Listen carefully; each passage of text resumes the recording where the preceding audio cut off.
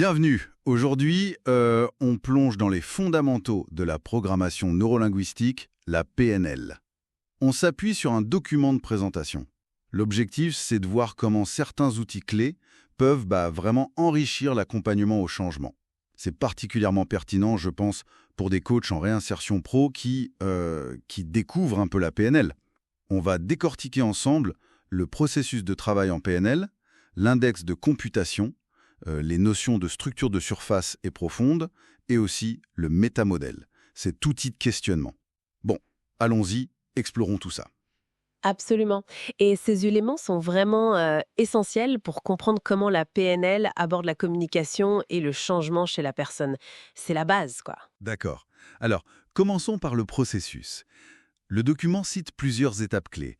Rapport et synchronisation, écoute active, et ensuite seulement métamodèle, etc. Pourquoi démarrer par ça? Le rapport, l'écoute. Ah bah oui, parce que c'est le socle en fait. Indispensable. Établir le rapport, cette connexion, et pratiquer une écoute vraiment active, c'est pas juste une formalité, c'est créer l'espace de confiance. C'est là que la personne va oser explorer ses vraies difficultés. Sans cette alliance forte, eh bien, même les outils les plus brillants, comme le métamodèle, perdent beaucoup de leur force. C'est vraiment la priorité numéro un. D'accord. La confiance d'abord, ça fait sens. Ensuite, l'index de computation. Le nom est un peu impressionnant. Si je comprends bien, ça consiste à observer le non-verbal. La posture, les gestes, c'est ça? C'est ça, oui. Mais attention, il y a une nuance très importante que le document souligne bien. Observer les signes extérieurs, oui, ça donne des indices sur ce que la personne ressent peut-être. Mais le piège, ce serait de croire qu'on sait ce que ça veut dire pour elle. L'index, il nous dit, observez, oui, mais surtout, vérifiez. Vérifiez vos hypothèses, avec une reformulation du type Je remarque que vous froncez les sourcils, qu'est-ce qui se passe pour vous à ce moment-là ?» C'est cette calibration, ce va-et-vient, qui évite de tomber dans l'interprétation pure. Observer, puis vérifier. D'accord. Ça me fait penser justement à cette distinction entre structure de surface et structure profonde. C'est fascinant de se dire qu'il y a tout un monde sous les mots qu'on utilise. Ah oui, c'est vraiment une distinction clé en PNL. La structure de surface, c'est ce qu'on dit, les mots prononcés. C'est souvent une version très simplifiée, voire appauvrie de notre expérience interne. La structure profonde, elle, c'est l'expérience subjective complète, riche, complexe, avec les images, les sons, les ressentis, les émotions, tout ça. Et pour passer de cette richesse profonde aux mots en surface, on utilise, sans s'en rendre compte, des filtres. Ah oui, les fameux filtros, omission, généralisation, distorsion, c'est ça? Exactement, on omet deux informations. Je suis angoissée. Ok, mais par quoi exactement? Qui? Quand? On généralise. Personne ne veut m'embaucher. Vraiment, personne, jamais. Aucune exception.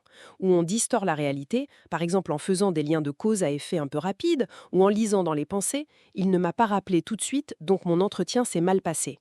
C'est un processus naturel pour communiquer efficacement, mais en coaching, c'est souvent là que se cachent les croyances limitantes.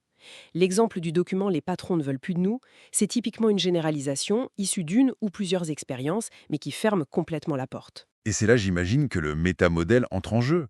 C'est l'outil pour questionner ces filtres, pour creuser un peu. Précisément.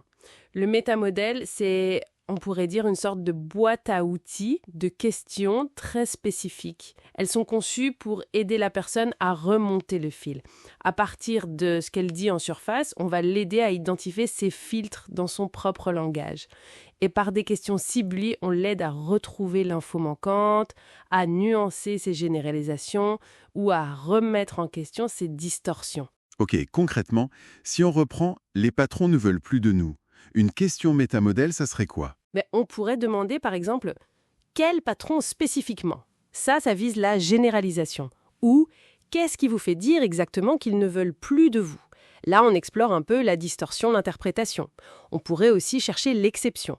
Est-ce qu'il est déjà arrivé, même une seule fois, qu'un patron montre de l'intérêt pour challenger le plus de nous, la généralisation? Le but, attention, ce n'est jamais de coincer la personne, c'est plutôt d'ouvrir des fenêtres dans sa carte du monde, de l'aider à voir les choses différemment. Ça demande du tact, bien sûr, et d'être solidement ancré dans le rapport qu'on a construit au début. Je vois, oui. Ce n'est pas un interrogatoire, mais plutôt une exploration guidée pour élargir la perspective. Donc si on essaie de résumer un peu, on a 1. Construire une relation solide le rapport. 2. Être super attentif aux signaux non verbaux, mais toujours vérifier nos interprétations, l'index. 3.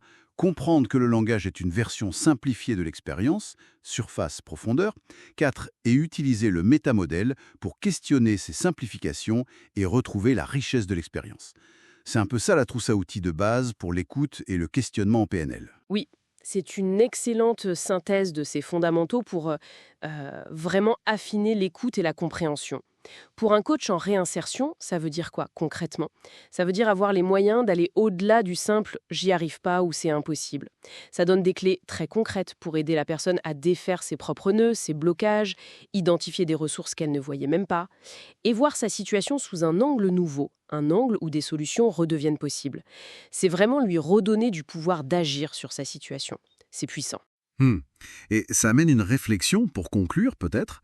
Si notre langage, avec ses filtres quasi automatiques, façonne tellement notre perception de la réalité, est-ce qu'une simple question métamodèle, bien ciblée et posée avec bienveillance, ou même juste une reformulation qui souligne une généralisation, est-ce que ça ne pourrait pas être déjà, en soi, un acte transformateur, avant même d'utiliser des techniques PNL plus élaborées? Voilà, une piste à méditer pour nos pratiques d'accompagnement.